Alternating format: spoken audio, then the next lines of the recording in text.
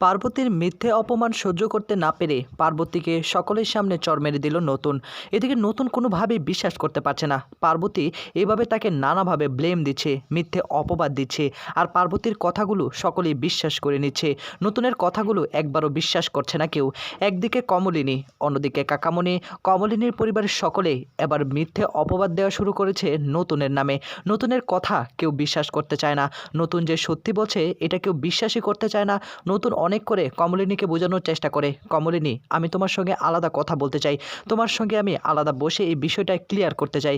তখনই কমলিনী বলে আমি কোনো কথাই শুনতে চাই না। এদিকে কাকামণি এসেছে কমলিনীকে বাড়ি থেকে নিয়ে যাওয়ার জন্য। কাকামণি তখন কমলিনীকে বলে, বুড়িমা আমরা আমরা তোমার জন্য সব কিছু ঠিক করে দিব, কোনোভাবেই তুমি এই বাড়িতে থাকতে পারবে না। এদিকে ঠাম্মি বলে, আপনার কি বলছেন এইসব? নতুন কি একবারও বলেছে এই বাড়ি ছেড়ে চলে যাওয়ার জন্য? নতুন তো চায় আমরা এই বাড়িতেই থাকি, নতুন তো আমাদের নামে বাড়িটা লিখে দিয়েছিল, তাই কেন আপনারা আপনাদের মেয়েকে এই বাড়ি থেকে নিয়ে যাবেন? আমি তো সেটাই বুঝতে পারছি না। নতুন বিয়ে করেছে, আপনারা তো খুব খুশি হবেন, খুশি মনে বরণ করে নেবেন, তা না উল্টোপাল্টা কথা বলছেন। এদিকে তখনই কমলিনীর মা ভীষণই রেগে যায়। আর রেগে গিয়ে তখন বলে, আমার সবচেয়ে ভুল ছিল কি জানেন? এই বাড়িতে আমার মেয়েটাকে বিয়ে দেওয়া। আমার মেয়েটা কি সুখ পেয়েছে? কোনো দিন আমার মেয়েটা সুখ পায়নি, বরং অসুখে দিন কেটেছে। নতুন তখন মাথাটা নিচু করে মুচকি মুচকি হাসতে থাকে। কমলিনী তাদেরকে বলে দেয়, আমি অবশ্যই আগে থেকে সিদ্ধান্ত নিয়ে ফেলেছি এই বাড়ি ছেড়ে চলে যাব, কিন্তু আগে নতুন ঠাকুরবোর একটু ঋণ শোধ করতে হবে। নতুন ঠাকুরবো নতুন বিয়ে করেছে সবে মাত্র, কোনো কিছু বুঝতে জানতে একটু অসুবিধা হতে পারে, তাকে একটু সাহায্য করতে হবে না? কাকামণি তখন বলে, কিন্তু আমরা তো এটা সহ্য করব না, আমরা কিন্তু তোমাকে নিয়ে যাব, তোমার ছেলে মেয়ে চাইলে এখানে থাকতে পারে, আমাদের এতে কোনো আপত্তি নেই। এদিকে বাবিল তখন বলে, নতুন কাকু কিন্তু একবারের জন্য বলেনি আমাদেরকে এই বাড়ি ছেড়ে চলে যাওয়ার জন্য। মিঠি বলে, বলেনি তো কী হয়েছে, সবার একটা ব্যক্তিগত মতামত থাকতে পারে না? এদিকে দাঁড়িয়ে থাকে পার্বতী। পার্বতী তখন তাদের এই কথাগুলো শুনে মনে মনে বলতে লাগে, তোমরা যাই করো না কেন আমাকে এই বাড়ি থেকে তাড়াতে পারবে না। আমি ঠিকই বুঝতে পারছি কমলিনীদি যে নতুনদাকে পছন্দ করে আর নতুনদাকে পাওয়ার জন্যই এত কিছু করেছে, সেটা আমি খুব ভালো করে বুঝতে পারছি। এদিকে বারবার তখন কমলিনীকে জিজ্ঞাসা করে, বারে কমলিনীদি এটা কি তোমার বাবা মা নাকি? তোমার বাবা মাকে তো আগে কখনো দেখিনি, তাই হঠাৎ জিজ্ঞাসা করলাম আর কি। প্রণাম মাসিমা প্রণাম। এই বলেই তখন কমলিনীর মায়ের সঙ্গে কথা বলতে থাকে। কমলিনীর মা তখন বলে, এটাই তাহলে বউ? যাক, শোনো নতুন, তোমাকে একটা কথা বলছি, তুমি আবার রাগ করো না, আমরা কিন্তু আমাদের মেয়েকে এই বাড়ি থেকে নিয়ে যাব। তুমি অন্য কিছু ভাবতে পারো, এতদিন তোমার বাড়িতে ছিল, তুমি অন্য কিছু ভাবতেই পারো, এটা স্বাভাবিক, কিন্তু আমরাও তো চাই তুমি একটা নতুন করে সুখে সংসার করো। এদিকে তখনই নতুন বলে, কিসের সুখের সংসারের কথা বলছেন আপনারা? আপনারা কি আমার কথাটা একবারও বিশ্বাস করবেন না? আমি কি বলতে চাচ্ছি সে কথাটা কি আপনারা একবারও শুনবেন না?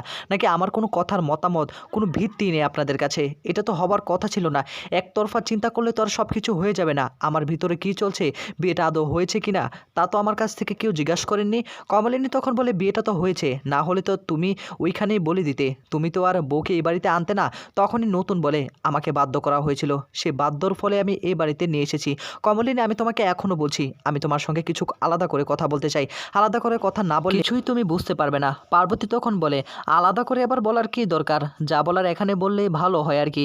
আলাদা যা কথা বলার এখন তো তুমি শুধুমাত্র আমার সঙ্গে বলবে, তাই না? এই আর কি বললাম আর কি, তুমি আবার কিছু মনে করো না।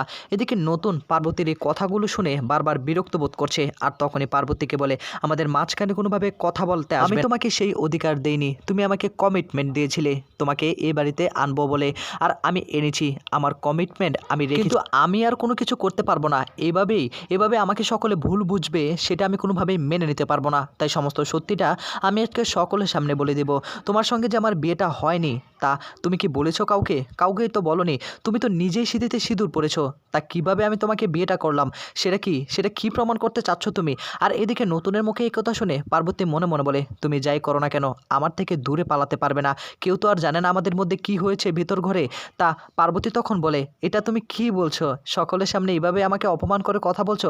তুমি নিজের হাতেই তো আমাকে সিঁথিতে সিঁদুর পরিয়ে দিয়েছিলে, আর তুমি তো আমাকে এই বাড়িতে নিয়ে আসলে, সেখানে তো কাউকে কোনো কিছু বলোনি। তা বিয়েটা যেহেতু করেছো, এখন আবার এইসব কথা বলছো কেন? এদিকে কমলিনীর বাবা বলে, বিয়ে হয় কি হয়নি সেটা আমাদের জানার ব্যক্তিগত কোনো ইচ্ছাই নেই, নতুন তুমি বিয়ে করে আবার কিভাবে সেটা অস্বীকার করো? এদিকে কমলিনী তখন বলে, এসব বানিয়ে বানিয়ে কথা বলা বন্ধ করো নতুন ঠাকুরবো, এই কথাগুলো শোনার না আমার বিন্দু পরিমাণ কোনো ইচ্ছাই নেই।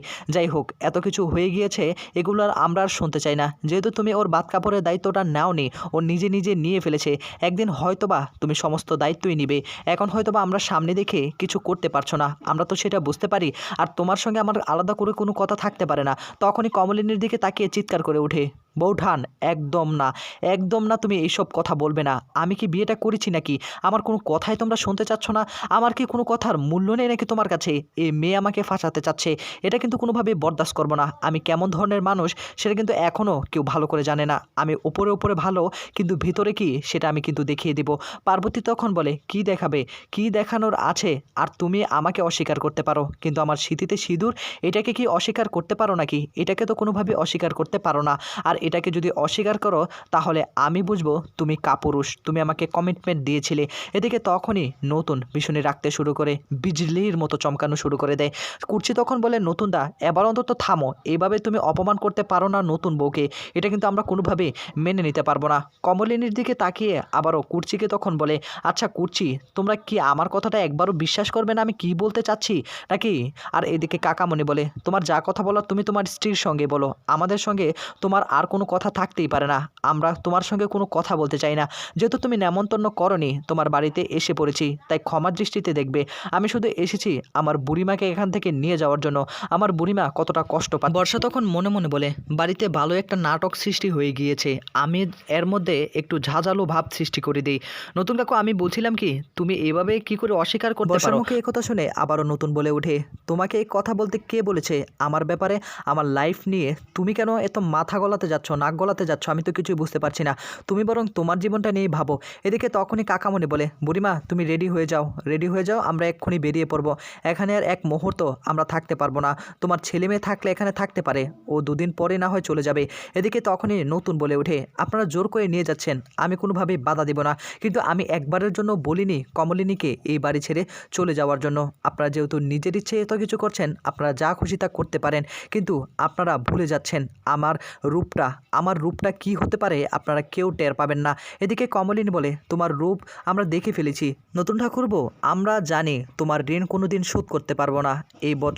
এত বছর এই বাড়িতেই ছিলাম, তোমার ঋণ আমরা কখনো শোধ করতে পারবো না, কিন্তু একটু একটু করে চেষ্টা করব। এদিকে তখনই পার্বতী মুচকি মুচকি হাসতে থাকে। শেষ পর্যন্ত এসেই নতুন দাকে সে নিজের করে পেল। এদিকে নতুন তখন বলে, পার্বতী তুমি কাজটা কিন্তু একদম ঠিক করলে না, তুমি কাজটা একদম ঠিক করলে না। পার্বতী বলে, কিসের কাজ? আমি তো যা সত্যি তাই বললাম, আমি কি মিথ্যে কোনো কথা বলেছি নাকি? মিথ্যে কথা তো আমি বলিনি। হ্যাঁ, এই বলেই তখন হাসাহাসি করতে থাকে পার্বতী।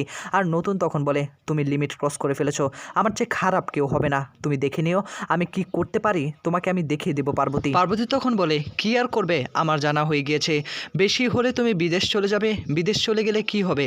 আমি তো কখনো তোমার পিছু ছাড়বো না, তোমাকে আমাকে সেই মর্যাদা দিতেই হবে, সেটা আমি নিজে থেকে আদায় করে নিব। এর থেকে বেশি তো আর কিছু করতে পারবে না, নাকি অন্য কিছু করবে? এ বলে তখন পার্বতী সে নিজের জায়গায় দাঁড়িয়ে সকলের সামনে নতুনকে এইভাবে কথা শোনাতে থাকে, নতুনকে নানাভাবে অপমান করার চেষ্টা করে। আর পার্বতীর মুখে এই কথা শুনে ভীষণই অবাক হয়ে যায় নতুন তখন বুঝতে পারে পার্বতী কি করতে পারে তা নাগালের বাইরে। তখনই নতুন বলে ওঠে, পার্বতী মুখ সামলে কথা বলো, অনেকক্ষণ ধরে তোমার এই সব কিছু সহ্য করে নিচ্ছি, তুমি নিজের ইচ্ছে মতো যা খুশি তা না করেই যাচ্ছ, ভাত কাপড়ের দায়িত্ব তুমি নিজে নিয়ে ফেলেছো। আর না, এভাবে আমি থেমে থাকবো না।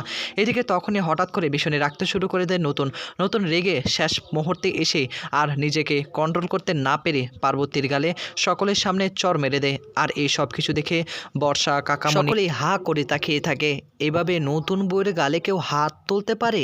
এভাবে কি করলো এটা? কুর্চি তখন বলে, নতুনদা এটা তুমি কি করলে? এটা কিন্তু কখনো তোমার থেকে আমরা আশা করিনি, এভাবে তুমি নতুন বউয়ের গায়ে হাত দিলে, এটা তো বরদাস্ত করবো না আমরা, এটা খুব অন্যায় কাজ করেছো। তখনই নতুন বলে, আমার বিরুদ্ধে এভাবে মিথ্যে অপবাদ সৃষ্টি করবে, আমার নামে এভাবে কুৎসিত রচনা করবে, আমি কি এটা মেনে নেব না কি বসে কোনোভাবেই আমি এটা মেনে নিতে পারবো না। তো বন্ধুরা, নতুনের এই কাজটা কি আসলেই ঠিক হয়েছে? আপনাদের কি মতামত কমেন্ট করে জানাতে পারেন।